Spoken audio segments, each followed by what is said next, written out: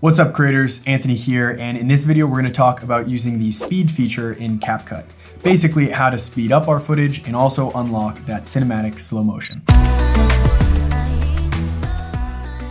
Okay, so in CapCut here, I've already got a clip loaded up on the timeline. It is an adorable clip, probably the cutest video I've ever filmed, of these two little fox pups fighting with one another.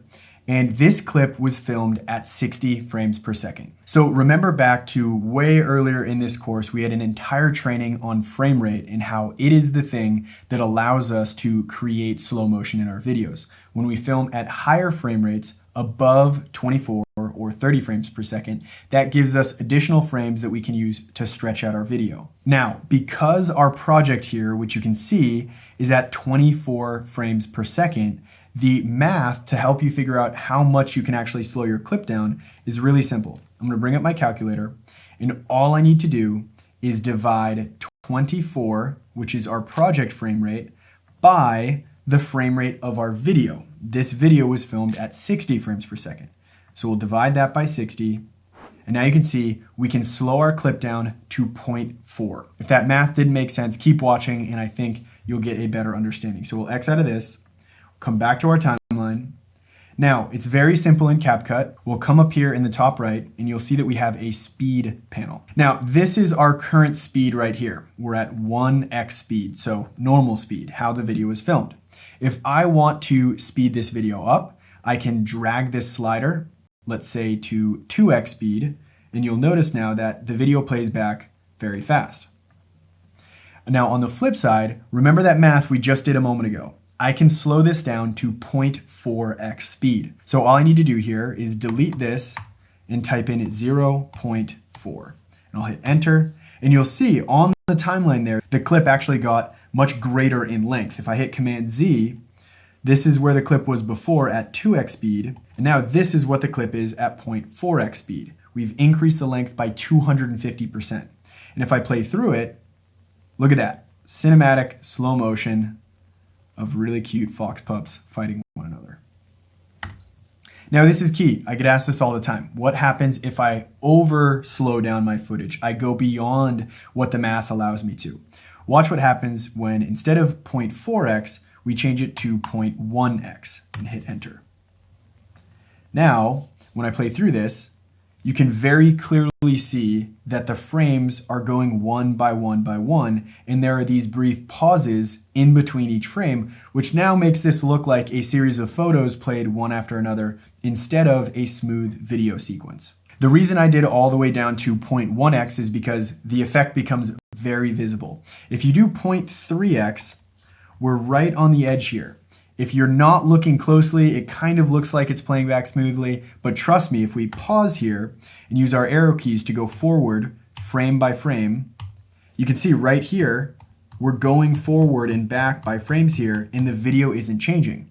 That's because we essentially don't have enough frames in this 60 frame per second footage to stretch it out quite as much as we have here in this video. Now, CapCut does have a feature that can kind of help you if you forgot to increase your frame rate. And if you come down here to where it says smooth slow motion, you'll see that it has an option called frame blending. So if we go back with our clip here and over slow it down, we'll go to 0.1x, and I'll show you what frame blending will do. All we need to do is check this box for smooth slow motion. Now it's gonna take a minute to actually process this video, because what it's gonna do is take the data that it has within this video and actually try to recreate additional frames so that it does have everything it needs to stretch out the full length. Okay, so the video is done processing, and if we just kind of scroll through frame by frame, you can kind of see it's created these like little ghost frames. And you know, with something that we've slowed down way more than we should like this, it still doesn't look that good. This is trying to play it back, you know, at regular speed, and it might look a little better, but I wouldn't say it's amazing. Now we do have another option. Frame blending already says it right here. It generates the result faster, whereas optical flow, on the other hand, is gonna take a longer time to process, but it will give you better quality fake slow-mo. So let's try that out. Okay, so we've finished processing the optical flow version here, and I gotta say, it looks pretty dang impressive. A lot of these slower moving elements, like the actual bodies of the foxes, look very real, almost impossible to tell that it's not real slow motion. But if you look at the faster, kind of blurrier moving elements here, like that, what is it, his paw, you can kind of see some funkiness going on right here on the screen. I wish I could make it bigger for you all. But if we go back and forth, you can see it's just looking a little weird. But again, I gotta say, it is extremely impressive that this is, really slowed down more than it should be, and the optical flow has done a great job. Albeit it did take a while to process that, but honestly surprised they included that level of power in the free version of CapCut. But I digress. Now you know how to even fake slow motion using CapCut. But we're not done here because there is a lot more that we need to talk about with slow motion. So I'm going to move this back to how it should be. 0.4x, we'll extend it. Things look pretty good again. So that's just been using the basic, type in a number, slow the whole clip down to that amount. But if you come over to this next tab, which is curve, you'll actually see that there are these interesting little lines that we can start using. And rather than choose a preset, I'm gonna create my own and hit customized. So here we have this little graph, and the line in the center represents the current speed of the clip. Now, even though before we had moved this number to 0.4x, it's basically overwritten that, and it's moved the entire clip to regular speed. So if we play through this, you'll see it's just back to the normal speed that the video was at. If I bring something down, one of these points, now we've slowed that portion of the video down. And you can see right here, we have 0.1x speed, which would be too much slow motion. And right here, halfway through the dotted line is 0.5x speed. And it's going to kind of snap to that. There's almost like a magnetic feel to it. And I know that that's within the realm of what's possible with this clip. So actually watch what happens.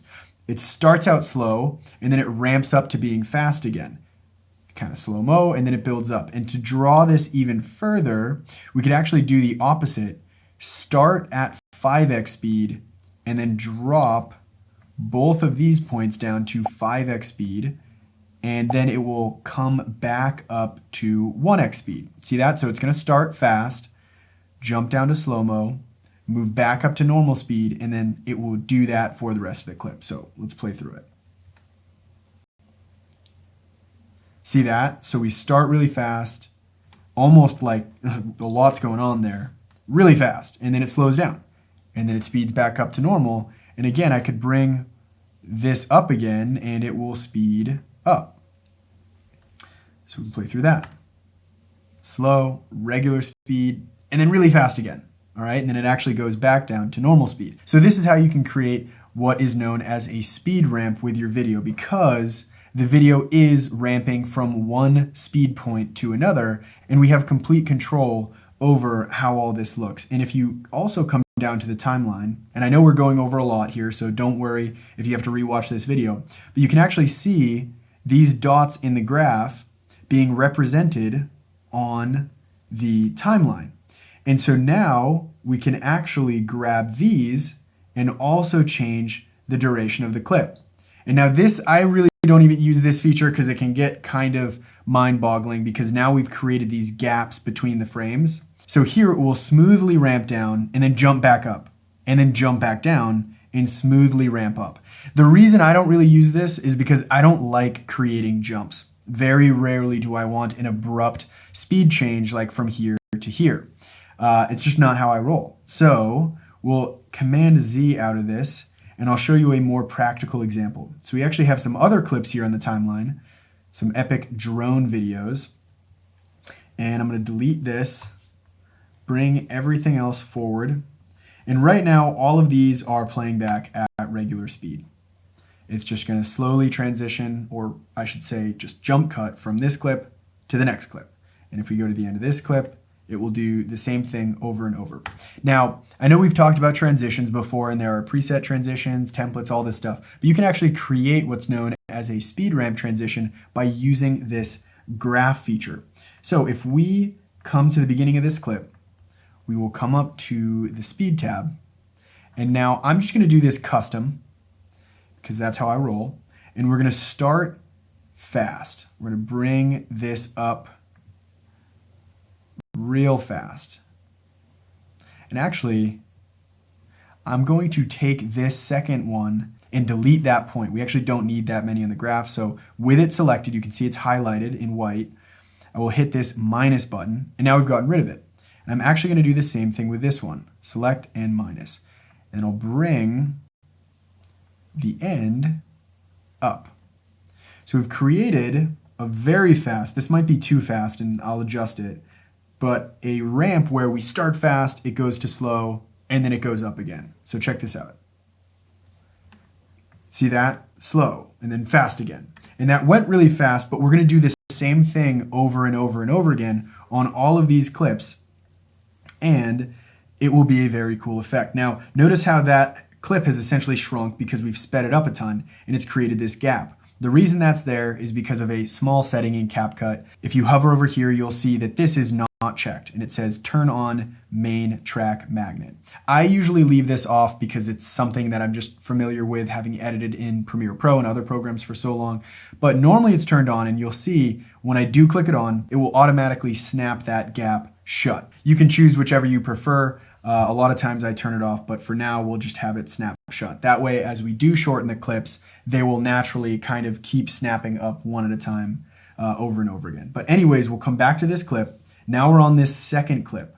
We're gonna do the same exact thing. So come up to speed, curve, custom. We're going to delete this one, bring the front up to 10x, and the back up to 10x. And this is what I mean by that auto track magnet setting being on. You can see now, even though we sped up this clip a bunch, this has already filled up that gap that it's created. So hopefully that makes sense. If it doesn't, let me know in the comments and I can explain more. But from here, we'll go to the next clip, do the same exact thing, delete, delete, bring up, bring up. And we'll do it one more time with the last clip, delete, delete, bring up, bring up. Now, check out how cool this little sequence is going to be.